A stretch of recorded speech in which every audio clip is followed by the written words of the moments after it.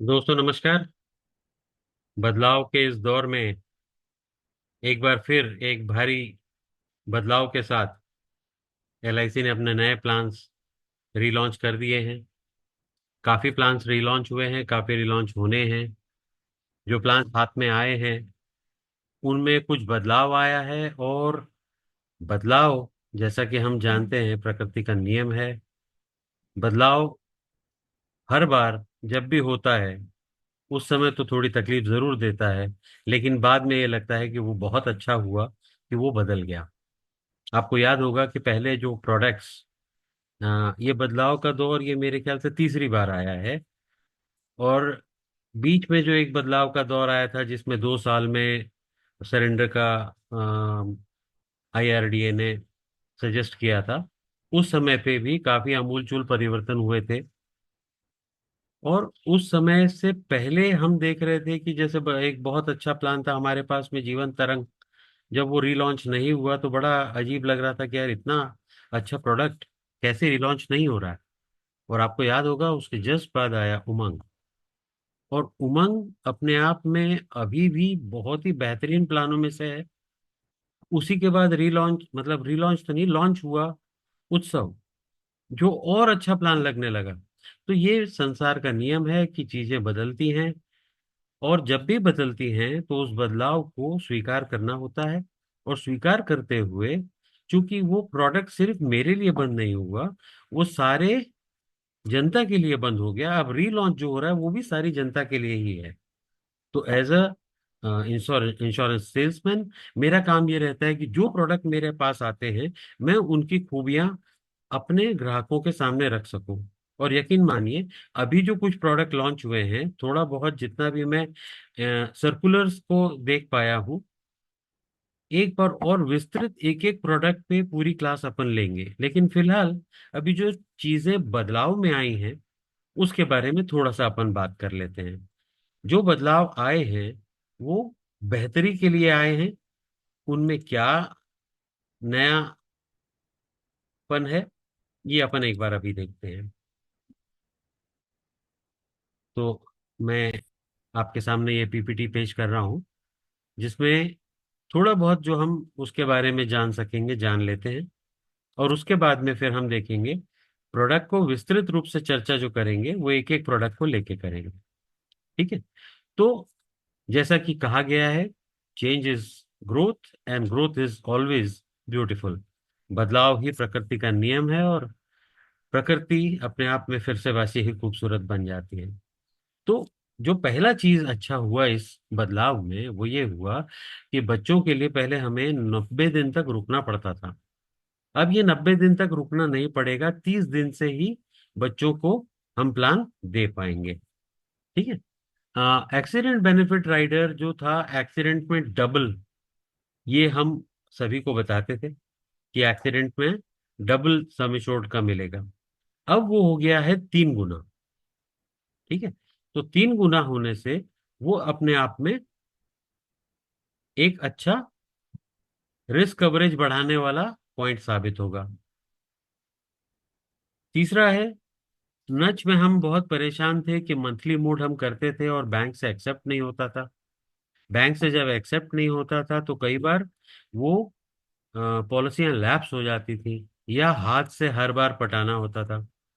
तो कोशिश यही रहती थी हमारी कि वो किसी तरह से भी ई नच या नच में सफल हो जाए, मगर फिर भी कुछ परसेंटेज रह ही जाता था, और वो बाद में बहुत तकलीफ देता था। तो उसको देखते हुए शायद एलआईसी ने इस तरह का निकाला है कि नच में आपसे 3 प्रीमियम लिए जाएंगे, और 3 महीने में अगर उसका आ, नहीं हो पाया वैलिडेशन, तो ऐसी कंडीशन में वो ऑटोमेटिकली क्वार्टरली मोड में कन्वर्ट हो जाएगा। हालांकि कल एक प्रपोजल हमने कंप्लीट कराया जिसमें लक्ष्य का ही था, जिसको हमने 2 प्रीमियम में करवाया है। तो ये शायद अभी इम्प्लीमेंट हुआ नहीं है। जो चीज, जिस चीज के बारे में आईआरडीए ने फरमान दिया था सभी इंश्योरर्स को कि आपका 1 साल में ही कुछ ना कुछ सरेंडर वैल्यू आपको प्रोवाइड करना है अपने पॉलिसी होल्डर्स को। तो अब ये एलआईसी ने और बाकी दीगर सारी कंपनियों को मिलकर करना पड़ा कि एक ही साल में सारी पॉलिसियों का कुछ ना कुछ सरेंडर वैल्यू बनेगा। ठीक है, उसी तरह 1 साल पॉलिसी चल जाए तो ऐसे कंडीशन में पॉलिसी पे लोन भी मिलेगा। कितना मिलेगा? जैसे 1 साल पॉलिसी चल गई है, ठीक है, सेकंड प्रीमियम नहीं पड़ा लेकिन साल पूरा हो गया, ऐसे कंडीशन में जो भी सरेंडर वैल्यू रहेगा उसका 50% तक लोन में दिया जा पाएगा।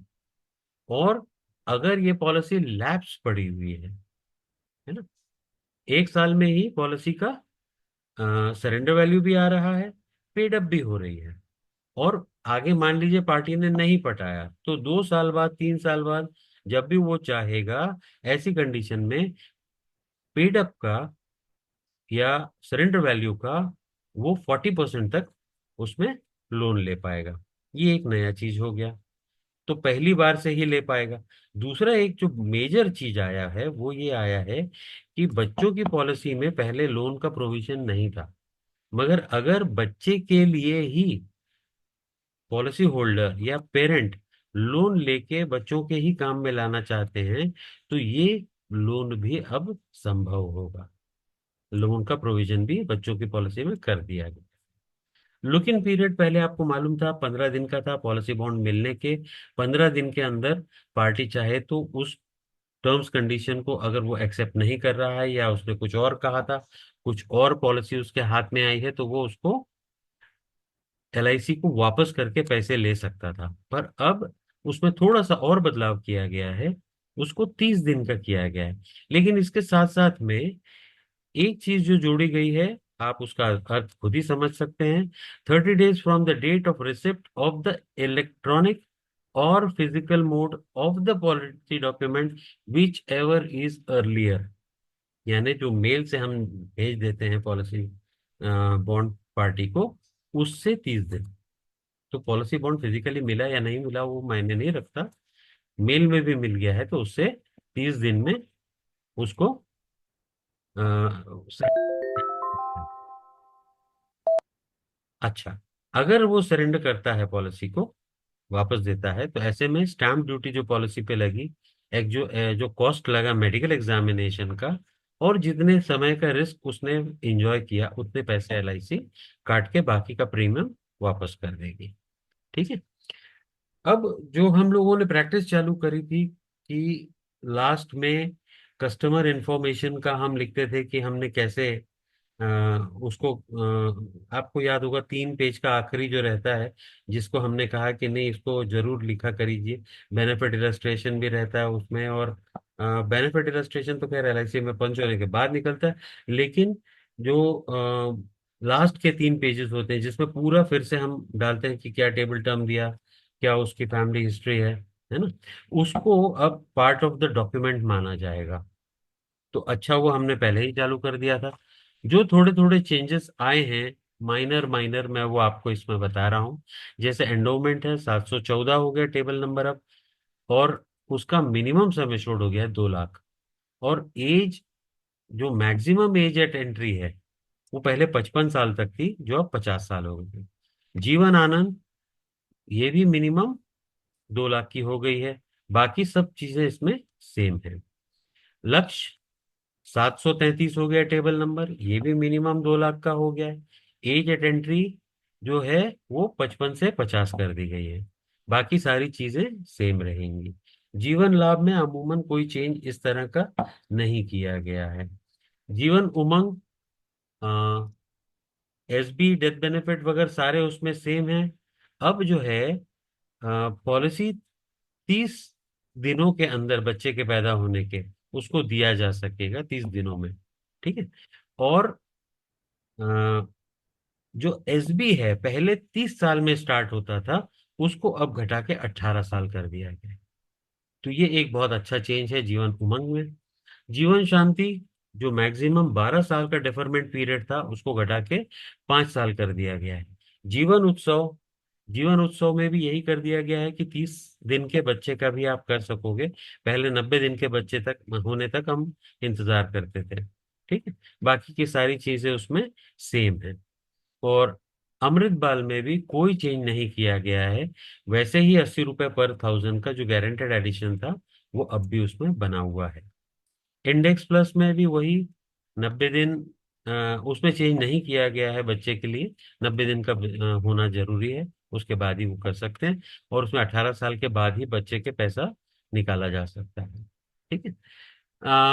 पेंशन प्लस में सेटलमेंट ऑप्शन दे दिया है नॉमिनी को। बाकी सारी चीजें सेम है, कि वो चाहें तो वो जो लमसम पैसा वापस आ रहा है वो भी वो 5 साल के, 10 साल के, 15 साल के सेटलमेंट पीरियड में ले सकते हैं। ठीक है। जीवन अमर में अब एक्सीडेंट बेनिफिट भी अलाउ हो गया है। बाकी सारी चीजें सेम है। और इसको भी चाहें तो इंस्टॉलमेंट्स में ले पाएंगे। अ, जो सिंगल प्रीमियम हमारा अभी एकमात्र जो चालू है वो है 917, जो सिंगल प्रीमियम एंडोमेंट है। उसमें भी मिनिमम एज एट एंट्री 30 दिन हो गई है, और मैक्सिमम 65 दिन है। ठीक है। बच्चों के लिए या 50 से नीचे वालों के लिए बेसिक सम एश्योर्ड का या 1.25 गुना प्रीमियम का रिस्क कवर मिनिमम रहेगा।